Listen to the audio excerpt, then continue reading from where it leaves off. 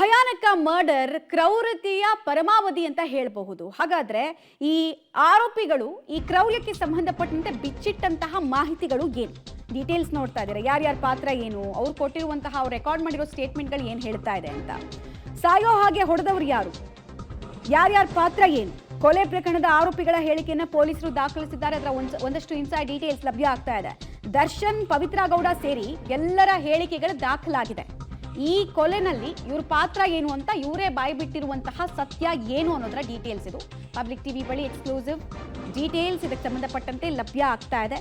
D ಗ್ಯಾಂಗ್ನಿಂದ ಪವಿತ್ರ ಕೂಡ ತನ್ನ statement ಅನ್ನ ರೆಕಾರ್ಡ್ ಮಾಡಿದ್ದಾಳೆ. ಏವನ್ನು ಈ ಪ್ರಕರಣದಲ್ಲಿ ಪವಿತ್ರ ಗೌಡ ರೇಣುಕಾಸ್ವಾಮಿ ಅಶ್ಲೀಲ ಫೋಟೋ ಮೆಸೇಜ್ ಅನ್ನ ನಾನು ಪವನ್ಗೆ ಕಳಿಸಿದ್ದೆ ಅಂತ ಆಕೆ ಹೇಳಿದ್ದಾಳೆ. ಈಕೆ ವಿರುದ್ಧ 120B ಕಾನ್ಸ್ಪಿರಸಿ, ಕ್ರಿಮಿನಲ್ ಕಾನ್ಸ್ಪಿರಸಿ ಕೂಡ ಸೆಕ್ಷನ್ ದಾಖಲಾಗಿದೆ. ಸೊ ಆಕೆನ ಮೊದಲು ವಿಚಾರಣೆಗೆ ಒಳಪಡಿಸಿದಾಗ ದರ್ಶನ್ಗೆ ಈ ವಿಚಾರ ಗೊತ್ತಾಗಬಾರ್ದು ಅಂತ ಪವನ್ಗೆ ಮೆಸೇಜ್ ಕಳಿಸ್ಬಿಟ್ಟು ನಾನು ಹೇಳಿದ್ದೆ ಅಶ್ಲೀಲ ಮೆಸೇಜ್ ಬರ್ತಾ ಇದೆ ಅಂತ.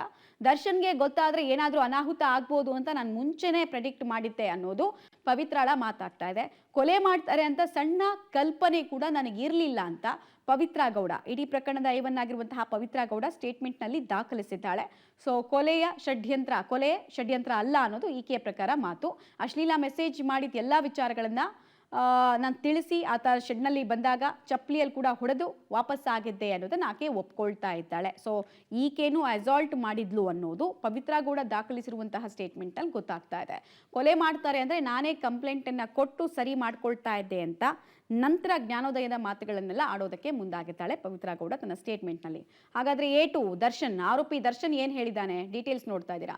ಪವನ್ ನಿಂದ ಪವಿತ್ರಾಗೆ ಅಶ್ಲೀಲ ಮೆಸೇಜ್ ಮಾಡಿರೋದು ನನಗೆ ಗೊತ್ತಾಯ್ತು. ಯಾರಿಂದ ಗೊತ್ತಾಯ್ತು ಅಂತ ಪೊಲೀಸರು ಕೇಳಿದಾಗ ಈ ದರ್ಶನ್ ತನ್ನ ಸ್ಟೇಟ್ಮೆಂಟ್ ಅನ್ನ ರೆಕಾರ್ಡ್ ಮಾಡಿದ್ದಾನೆ. ರೇಣುಕಾಸ್ವಾಮಿಯನ್ನ ಕರೆತರುವಂತೆ ರಾಘವೇಂದ್ರನಿಗೆ ಸೂಚನೆಯನ್ನ ಕೊಟ್ಟೆ ಅನ್ನೋದನ್ನ ಕೂಡ ಹೇಳಿದ್ದಾನೆ. ಅಂದ್ರೆ ಫಸ್ಟ್ ರೇಣುಕಾಸ್ವಾಮಿ ಟ್ರ್ಯಾಪ್ ಆಗ್ತಾನಲ್ಲ, ಆ ಸಂದರ್ಭದಲ್ಲಿ ಶನಿವಾರ ಸಂಜೆ ರೇಣುಕಾಸ್ವಾಮಿಯನ್ನ ಶೆಡ್ ನಲ್ಲಿ ಭೇಟಿಯಾದೆ ಅಂತ ಕೂಡ ಕೊಲೆ ಆರೋಪಿ ದರ್ಶನ್ ತನ್ನ ಸ್ಟೇಟ್ಮೆಂಟ್ ಅನ್ನ ದಾಖಲಿಸಿದ್ದಾನೆ. ಇನ್ನೊಂದ್ಸಲ ಇಂಥ ಮೆಸೇಜ್ ಮಾಡಿದ್ರೆ ಸರಿ ಇರಲ್ಲ ಅಂತ ನಾನು ವಾರ್ನ್ ಮಾಡಿದ್ದೆ ರೇಣುಕಾಸ್ವಾಮಿಗೆ ಅಂತ ದರ್ಶನ್ ಹೇಳಿರುವಂತಹ ಮಾತು. ದುಡ್ಡು ಕೊಟ್ಟು ಊಟ ಮಾಡ್ಕೊಂಡು ಊರು ಸೇರುವಂತೆ ನಾನು ಹೇಳ್ಬಿಟ್ಟು ಹೋದೆ ಅನ್ನೋದು ಕೂಡ ದರ್ಶನ್ನ ಮಾತು.